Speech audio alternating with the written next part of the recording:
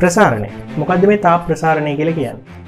අපි දැන් ඉගෙන ගත්ත ඕනම වස්තුවකට තාප ශක්තිය දුන්නාම ඒ වස්තුව හැදිලා තියෙන පදාර්ථය අණු වෙන්න පුළුවන්, අයන වෙන්න පුළුවන්, පරමාණු වෙන්න පුළුවන්. මේ කවුරුණත් තාප ශක්තිය ගත්තාම එයාගේ කම්පන චාලක ශක්තිය වැඩි වෙනවා. මේ කම්පන චාලක ශක්තිය වැඩි වීම අපිට දැනෙන්නේ, අපිට තේරෙන්නේ, අපි මැනගන්නේ උෂ්ණත්වය කියන භෞතික රාශිය මැනීමේ. ඉතින් මේ කම්පන චාලක ශක්තිය වැඩි වෙනකොට අපි ඉගෙන ගත්ත ඉස්සෙල්ලා කතා කරා අපේ කලින් කොටසේදී තාපය හඳුන්වා දීමේදී කම්පන චාලක ශක්තිය වැඩි වෙන්නේ කොහොමද? භාගයයි m ඔමේගා වර්ගය a වර්ගය වැඩි වීමෙන්. ඒ කියන්නේ එයාගේ විස්තරය, කම්පන විස්තරය වැඩි වෙනවා. මේ කම්පන විස්තරය වැඩි වීම සෛද්ධාන්තිකව අපිට තේරුණාට මේක ප්‍රායෝගිකව අපිට තේරෙන්නේ මේ වස්තුවේ ප්‍රසාරණය.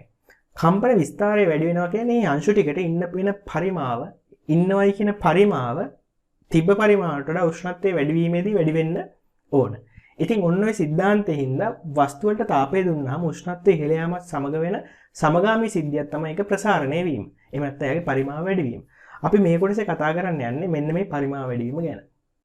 ප්‍රධාන වශයෙන් අපි මේ වෙලාවේ කතා කරනවා මේ ප්‍රසාරණය යටතේ ඝන හා ද්‍රව කියන දෙකොටසෙම වස්තු වල විශාලත්වය වැඩි වීම. ඉතින් මෙන්න මේ වස්තු වල විශාලත්වය වැඩි වීම එහෙම නැත්නම් වස්තු වල පරිමාව වැඩි වීම අපි ඇත්තටම ගත්තොත් එහෙම එකපාර පරිමා ප්‍රසාරණයතාවය ගැන කතා කරන්නේ නැහැ. පරිමා ප්‍රසාරණය ගැන කතා කරන්නේ නැහැ. අපි මේක මෙන්න මේ කොටස් තුනක් යටතේ අධ්‍යයනය කරනවා. ඉස්සලාම ඝන වස්තු වල, පසුව ද්‍රව වල. රේඛීය ප්‍රසාරණය, වර්ගඵල ප්‍රසාරණය සහ පරිමා ප්‍රසාරණය. හොඳයි අපි එහෙනම් අධ්‍යයනය කරමු මේ රේඛීය ප්‍රසාරණය, පරිමා ප්‍රසාරණය සහ වර්ගඵල ප්‍රසාරණය කියන්නේ මොකක්ද කියලා.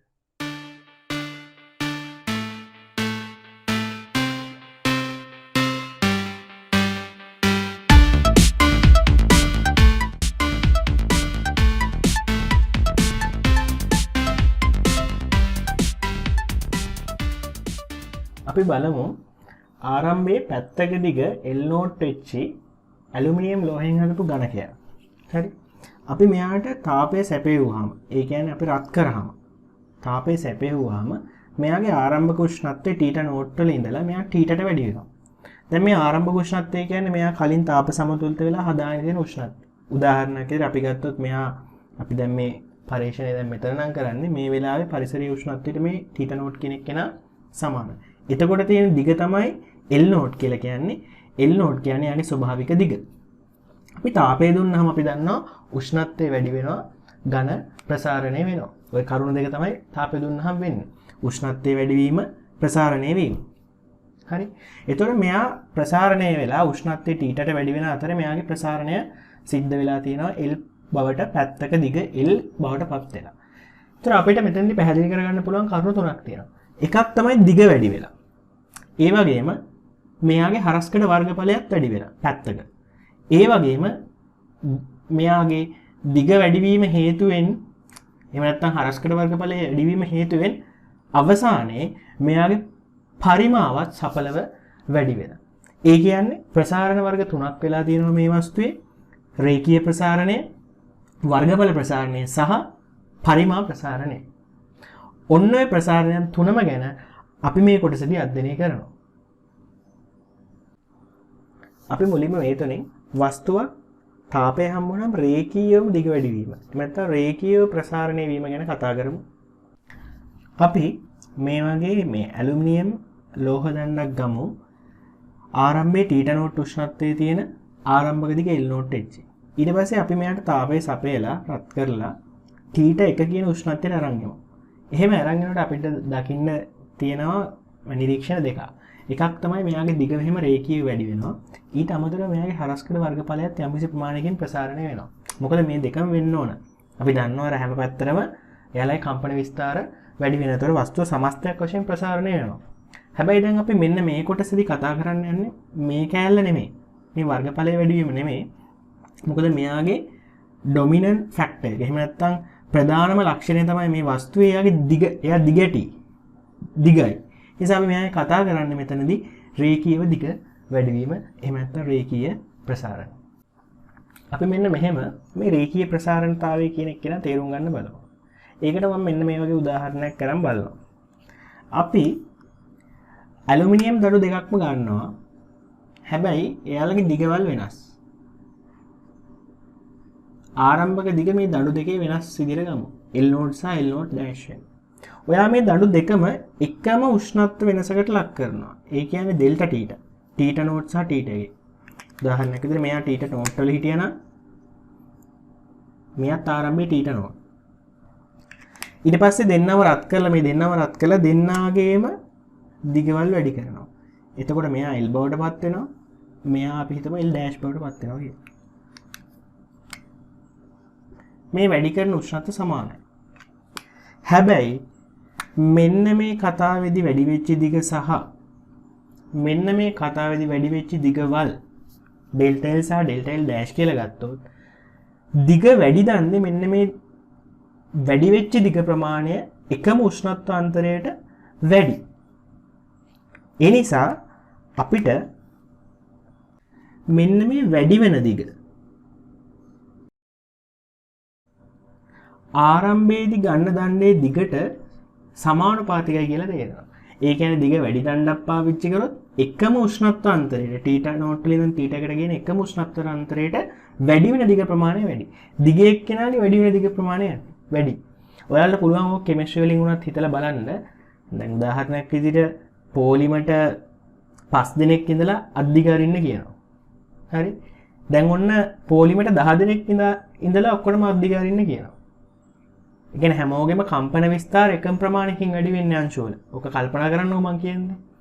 දැන් අර 5 දෙනා හිටපු පොලිමේ වැඩි වෙච්ච දිගයි 10 දෙනා හිටපු පොලිමේ වැඩි වෙච්ච දිගයි ගත්තාම කොයි පොලිමේද වැඩිපුර දිග වැඩි වෙලා තියෙන්නේ? අවිවාදයෙන් මොකල්ට පුළුවන් ඔය ගණන් හදලත් බලන්න වැඩි වෙන්නේ 10 දෙනා ඉන්න පොලිමේ. ඒ වගේ කතාවක් තමයි මෙතනත් තියෙන්නේ. ආරම්භයේ ගන්න දිග වැඩි නම් එකම උෂ්ණත්වාන්තරයට වැඩි වෙන දිග ප්‍රමාණය වැඩි. හරි. ඒ වගේම දෙවෙනි කරුණ තමයි ඒක අපිට සරලව තේරෙන එකක් මේ දෙවෙනි එක නම්. හිතන්න අපි එකම දිග මේ දිගම තියෙන තව දණ්ඩක් ගන්නවා. එක සමානම දිග. එකම සමාන දිග දෙන්නෙක් අරගෙන එක්කෙනෙක් θ එක උෂ්ණත්වයට රත් කරනවා. අනික් දණ්ඩ අපි හිතමු θ දෙක උෂ්ණත්වයට රත් කරනවා කියලා. මේ θ දෙක කියන කෙනා වැඩි නම් θ එක කියන එක්කෙනාට වඩා එහෙනම් මෙන්න මේ වැඩි වෙච්ච දිග ප්‍රමාණය මීට වඩා මොකද වෙන්නේ මෙතනදී වැඩි වෙන දිග ප්‍රමාණය වැඩි වෙන දිග ප්‍රමාණය වැඩි වෙන දිග ප්‍රමාණය මේ වගේ θ එක උෂ්ණත්වයට ගියනට වඩා θ දෙක උෂ්ණත්වයට ගෙනවොත් වැඩි වෙන දිග ප්‍රමාණය වැඩි. ඒකෙන් අපිට පැහැදිලි වෙනවා මේ වැඩි වෙන දිග ප්‍රමාණය කියන එක්කෙනා සමානුපාතික වෙනවා වැඩි කරන උෂ්ණත්වයේ ප්‍රමාණය. එහෙම නැත්නම් උෂ්ණත්ව අන්තරය. මේ ඩෙල්ටා කියන එක්කෙනා ඔයාලා මේ වෙනකොට මම හිතන්නේ අපිත් එක භෞතික විද්‍යාව ඉගෙන ගන්නකොට මුල ඉඳන් මිතා වැදගත් සංකේතයක් හින්දා මෙයා ගැන හොඳටම දන්නවා ඇති. අපේ මුල් කෝසස් වල යාන්ත්‍ර විද්‍යාවෙත් හැමතැනම අපිට හම් වෙනවා මේ ත්‍රිකෝණය. මෙයා ග්‍රීක අකුරක් මෙයාට අපි ඩෙල්ටා කියනවා. ඩෙල්ටා කියන්නේ මොකක් හරි භෞතික රාශියක සිද්ධ වෙන වෙනසකට. මේ තියෙන උෂ්ණත්ව වෙනස, මේ තියෙන දිගෙහි වෙනස. අපි සාමාන්‍ය වෙනස හොයන්නේ පසු භෞතික රාශියෙන් පෙර අවස්ථාව අඩු කරනවා. කියන්නේ පසු දිගෙන් දැන් මෙතන නම් පසු දිගින් පෙර දිග. මෙතන නම් පසු උෂ්ණත්වයෙන් පෙර උෂ්ණත්වය. හරි. මෙන්න මේ කරුණු දෙකම සලකලා අපිට මේ වස්තුවකට තාපය දුන්නාම එයාගේ උෂ්ණත්වය වැඩි වීම නිසා සිද්ධ වෙන දිගෙහි වැඩිවීම ඩෙල්ටා L සම්බන්ධයක් ලියන්න පුළුවන්. එයා රඳා පවතින ආරම්භක උෂ්ණත්වය මතත් ඒ වගේම සිදු කරන උෂ්ණත්වාන්තරය මතත්. ඉතින් එකම જાතිය ඇලුමිනියම් දඩුව අරගෙන මේ පරීක්ෂණය නැවත නැවත කරොත් අපිට දිගින් දිගට මෙන්න මේ සම්බන්ධතාවය දැක් ගන්න පුළුවන්. ඒ කියන්නේ වැඩි වෙන උෂ්ණත්වය රඳා පවතින ආරම්භයේ ගන්න දිගයි වැඩි කරන උෂ්ණත්වයේ ප්‍රමාණය මතයි. ඉතින් ඒ නිසා අපිට මේක සමීකරණයක් බවට පත් කරන්න පුළුවන් මෙන්න මේ තියෙන සමානුපාතිකත්ව සම්බන්ධතාවය ඩෙල්ටා L සමානයි නියතයක් වතාවක් L නෝට් ඩෙල්ටා θ. මම මෙතනදී මේ නියතය k කියලා නැතුව මම ගන්නවා මේ නියතය ඇල්ෆා කියලා. මෙයා ටිකක් විශේෂ නියතයක්. දැන් අපි දන්නවා මේ නියතයේ රඳාපවතින, ඒ කියන්නේ මේ නියතය දිග මතවත් සිදුවන උෂ්ණත්වාන්තරය මතවත් රඳාපවතින්නේ නැහැ කියලා. මේක මෙහෙම තියෙද්දි අපි මේ පරීක්ෂණය ටිකක් වෙනස් විදිහට කරනවා. අපි මොකද කරන්නේ? මේ ඇලුමිනියම් මරන්නේ මේ වැඩේ කරේ. මේ ඇලුමිනියම්. අපි දැන් ඇලුමිනියම් විතරක් නැතුව ඇලුමිනියමුයි වානේ එක හා සමාන ආරම්භක දිගවල තියෙන දණු දෙකක් ගන්නවා. අරන් එකම උෂ්ණත්වාන්තරයට ලක් කරනවා. ඒ කියන්නේ තීටා නෝට්ල තියලා පටන් අරගෙන දෙන්නම තීටා එකට ගේනවා. ගේනකොට අපිට 아무තු නිරීක්ෂණයක් වෙනවා. ඊට විශේෂ සිද්ධිය මෙතන වැඩි වෙච්ච දිග ඩෙල්ටා L මෙතන වැඩි වෙච්ච දිග ඩෙල්ටා L ට වඩා වැඩි. ඒ කියන්නේ යකඩ වලට එහෙම නැත්නම් වාණය වලට ඒ තාප ඒ උෂ්ණත්වාන්තරයම දුන්නට මේ තරම් දිග වැඩිවීමක් නැහැ. අපිට එතකොට කල්පනා වෙනකොට අපි මේ සමීකරණයක් සම්බන්ධයක් හදාගත්තා. මොකක්ද? උෂ්ණත්වාන්තරය රඳාපවතින්නේ ආරම්භක දිගයි උෂ්ණත්ව වෙනසයි මත කියලා. නමුත් අපිට අලුත් සිද්ධියක් ඇවිල්ලා ආරම්භක දිග එක හා සමාන වෙරන් එකම උෂ්ණත්වාන්තරයට ලක් කරලා. ඒ කියන්නේ මෙයත් නියතයක් එක මගයක් මෙයත් එක මගයක් නම් මෙයත් නියතයක් වුණොත් මේ දෙන්නම නියත අගයන් ගත්තනම් අවස්ථා දෙකේදීම ඩෙල්ටා L උත් එක මගේ එන්න ඕන. ඇයි මේ ඩෙල්ටා L අඩු වෙලා තියෙන්නේ? අපිට ඒකෙන් තේරෙනවා මේ ඇල්ෆා සඳහා මේ ලෝහ දෙකට වෙනස් අගයන් තියෙන්නේ නැති. ඉතින් මෙන්න මේ කතාවත් එක්ක අපි තේරුම් ගමු මෙන්න මේ ඇල්ෆා කියන්නේ කවුද? මෙයාට තමයි රේඛීය ප්‍රසාරණතාවය කියලා කියන්නේ. මෙයා රඳාපවතිනවා අපි තෝරගන්න පදාර්ථයේ වර්ගය මත. පැහැදිලිද? ඒ කියන්නේ ඇත්තටම කිව්වොත් ද්‍රව්‍යයක් මත පමණක් රඳාපවතින ගුණ වලට අපි කියනවා විද්‍යාවේදී සාමාන්‍ය විද්‍යාව ඉගෙන ගන්නකොට විශිෂ්ට ගුණාංග කියලා. විශිෂ්ට ගුණ. ඉතින් මේ පදාර්ථයේ වර්ගය මත රඳාපවතින මේ ගුණයත් මේ පදාර්ථ වර්ගය මත රඳාපවතින මේක විශිෂ්ට ගුණයක්.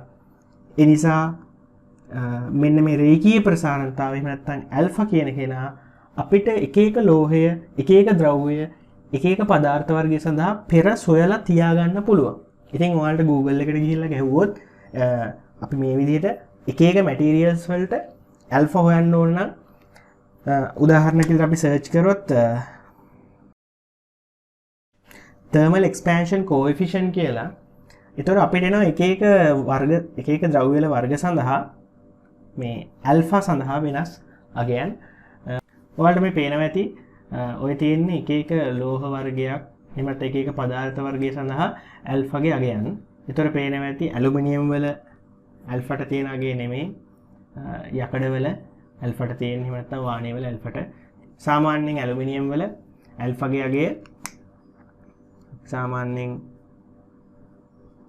22 වැඩි කිරීම 10 ඍණ 6ක් වගේ වෙනවා. අපි මේක එකකින් මොකක්ද දෙන්නේ කියලා බලමු. මම මේ ප්‍රමාණය විතරක් ඔයාලට කියන්නම්. එතකොට යකඩ වල සාමාන්‍යයෙන් මෙයාගේ 11 වැඩි කිරීම 10 ඍණ 6ක් වගේ වෙනවා. මේ තියෙන්නේ අපේ රේඛීය ප්‍රසාරණය සම්බන්ධයෙන් අපි හොයාගත්ත සම්බන්ධතාවය. ඩෙල්ටා L සමාන L note alpha delta theta. අපි මේක අනුව අපි දැන් මේ හොයන්න යන්නේ ඇල්ෆාගේ ඒකක සහ මාන. අපි ඇල්ෆාගේ ඒකක හොයමු. මේ සමීකරණ ඒකක වශයෙන් ආදේශ කරලා බලමු මොකක්ද දෙන්නේ කියලා. මේ සුළු කිරීම අනුව ඔයාලට පැහැදිලි වෙනවා ඇල්ෆාගේ ඒකක කෙල්විනයට කියලා ඇවිල්ලා තියෙන්නේ. මේ තමයි ඇල්ෆාගේ SI ඒකකය. මේ තියෙන SI ඒකක. ඒ වගේම අපිට තවත් ඒකකයක් පාවිච්චි කරන්න පුළුවන්. ඔයාලා දන්නවා සෙල්සියස් අංශක එකක ગેප් එක සමාන වෙනවා කෙල්වින් එකක ગેප් එකකට අපි අර උෂ්ණත්ව පරිමාණ ගැන කතා කරනකොට ඒක පැහැදිලි කරා. ඒ නිසා ඕනම තැනක සෙල්සියස් අංශකයකට කියලා තියෙන තැනක අපිට ඕනම වෙලාවක පාවිච්චි කරන්න පුළුවන්. කෙල්විනේට කියලා තියෙන තැනක ඕන වෙලාවක පාවිච්චි කරන්න පුළුවන් සෙල්සියස් අංශකයට කියන එක පාවිච්චි කරන්න පුළුවන්. ඒ නිසා ඇල්ෆාට තවත් අපිට ඒකකයක් දෙන්න පුළුවන්. තව ඒකකයක් මේ ඒකක දෙකෙන් මොකෙන් කිව්වත් රේඛීය ප්‍රසාරණතාවය එකම අගයක් එන්නේ. මේ අනුව අපි නිකන් ලියමු උදාහරණ කිහිපයක් රේඛීය ප්‍රසාරණතාවයට. ඇල්ෆාට අපි ඇල්ෆා ලිව්වොත් යකඩවල ඒක සාමාන්‍යයෙන් එන්නේ 11 වැඩි කිරීම 10 ඍණ 6ක් ඒකකයේ කෙල්වින්ට මේ SI ඒකක වල. ඒ වගේම අර අපි ඉස්සෙල්ලා පාවිච්චි කරපු ඇලුමිනියම් වලටත් ලියමු. ඇලුමිනියම් වල සාමාන්‍යයෙන් මේක 22 වැඩි කිරීම 10 ඍණ 6ක් වගේ අගයක් එන්නේ. ඉතින් මම මෙතන ඒකකේ දානවා සෙල්සියස් අංශකයට කියලා. ප්‍රශ්නයක් නැහැ මේ තියෙන SI ඒකක වලින් මේ තියෙන්නේ සෙල්සියස් අංශකයට කියන එකකින්. ඉතින් මේ දෙකේම එන්නේ එකම අගේ ඉතින් අපිට මේක සෙල්සියස් අංශකයට කෙල්ලුවත් කෙල්වින් අංශකයට කෙල්විනයට කෙල්ලුවත් එන්නේ එකම අගය රේඛීය ප්‍රසාරණතාවය සඳහා. දැන් අපි ඩෙල්ටා ටීට උෂ්ණත්වාන්තරයක් දුන්නොත් යම් දිගක් සහිත දණ්ඩකට එයාගේ රේඛීය ප්‍රසාරණතාවය සහ මුල් දිග දන්නවා නම් එයාගේ උෂ්ණත්වය වැඩි වීම හොයන්න පුළුවන්. මම මේක තව ටිකක් වෙනස් ආකාරයකට කියනවා. වස්තුවකට තාපය දුන්නාම එයාගේ උෂ්ණත්වය වැඩි වුණාම එයාගේ දිග වැඩි වෙනවා. එයාගේ ආරම්භක දිග L නෝට් නම් අවසාන දිග L නම් මම L සඳහා ප්‍රකාශනයක් එකපාර ලියනවා. L කියන්නේ ආරම්භක දිගට එකතු කරාම හම්බ වෙනවා වැඩි වෙච්ච දිග ප්‍රමාණය L. ඉතින් එහෙනම් L හොයන්න පුළුවන් ආරම්භක දිගට වැඩි වූ දිග ප්‍රමාණය එකතු කරලා. මට මේක ලියන්න පුළුවන් වැඩි වුණු දිග ප්‍රමාණය ඒ නින්දා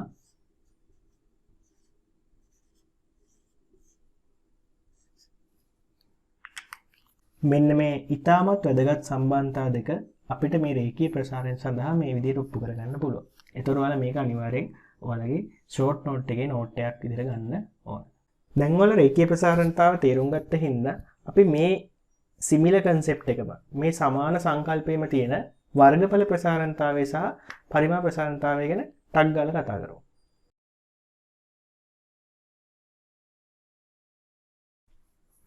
වර්ගඵල ප්‍රසාරණතාවයත් හරි සරලයි. අර වගේමයි අපි මේක තේරුම් ගන්නවා මේ සමචතුරස්‍රාකාර තහඩුවක් එයාගේ එක පැත්තක දිගේ L නෝට් H. මෙයාට තාපය සපයලා එයාගේ උෂ්ණත්වය θ නෝට් වලින් නම් θ1 දක්වා ඩෙල්ටා θ ප්‍රමාණයකින් වැඩි කරනවා. එතකොට අපිට හම්බ වෙනවා මේ තුනී තහඩුවේ හැම පැත්තකම දිග L වලට වැඩි වෙලා. ඒ කියන්නේ මේ පැත්තට රේඛීය ප්‍රසාරණය වෙලා මේ පැත්තට රේඛීය ප්‍රසාරණය වෙනවා. එතකොට එයාගේ වැඩි වෙච්චි වර්ගඵලය වැඩි වෙලා අවසානයේ ඒ බවට පත් වුණා කියලා ගන්න. ඉතින් මම මෙතන කරුණු දෙකක් ලියනවා. මෙයාගේ එක පැත්තක දිග වැඩි වීම ඩෙල්ටා L විදිහට එයාගේ වර්ගඵලය වැඩි වීම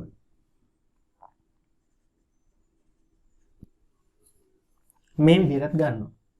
රේඛීය ප්‍රසාරණතාව වගේම මේ වර්ගඵල ප්‍රසාරණයත් එහෙම නැත්නම් වර්ගඵලයේ ප්‍රසාරණය වෙන ප්‍රමාණයත් රඳා පවතිනවා. අර අපි කිව්වා වගේම ආරම්භක වර්ගඵලයේ ප්‍රමාණය. ඒ වගේම වර්ගඵල ප්‍රසාරණතාව. මේක තේරෙන්න වෙන්නේ මොකක් මතද? රේඛීය ප්‍රසාරණතාව වගේ මෙයත් විශිෂ්ට ගුණයක්. මේක රඳා පවතින්නේ අපි මේ තෝරගන්න ද්‍රව්‍ය වර්ගය මත. ඒ වගේම සිදු කරන උෂ්ණත්වාන්තරය.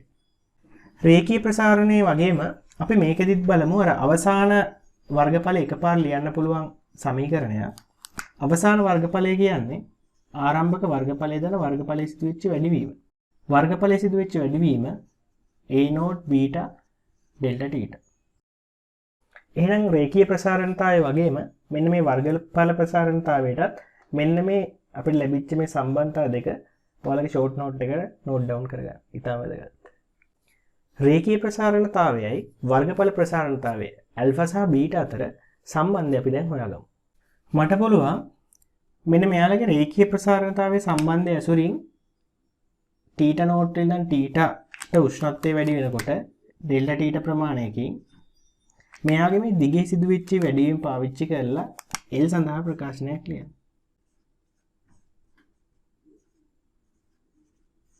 අපි මේ කලින් හදාගත්ත සම්බන්ධතාවය.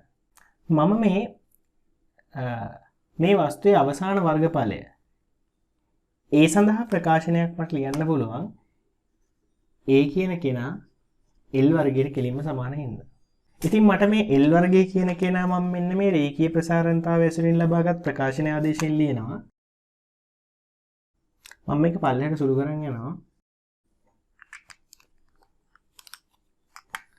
ඔයාලා මේ A ධන B වගේ එක වර්ගයේ ගණිතය ඇසුරින් ලියන්න දන්නවා. A වර්ගයේ ධන 2AB ධන B වර්ගය කියලා. ඉතින් මට මෙතනත් ප්‍රසාරණය කරන්න පුළුවන් 1 ධන ඇල්ෆා ඩෙල්ටා θගේ වර්ගය කියන එක කෙනා. මට මෙන්න මෙහෙම ප්‍රකාශනයක් හම්බ වෙනවා. ඔයාලට පේනවා ඇති මේකේ ඇල්ෆා පද නැහැ. මේකේ එක ඇල්ෆා පදයක් තියෙනවා. මෙතන ඇල්ෆා වර්ග පදයක් තියෙනවා. මම ඉස්සෙල්ලා පැහැදිලි කරා උදාහරණ වලින් සාමාන්‍යයෙන් ඇල්ෆා කියන්නේ ඊටා කුඩා අගයක්.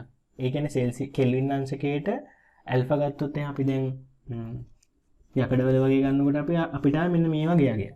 එතකොට මේ ඇල්ෆා වර්ගය කියන එක කෙනා ගත්තොත් හිතා ගන්න බැරි තරම් පොඩි යකයකට කුඩා වෙනවා.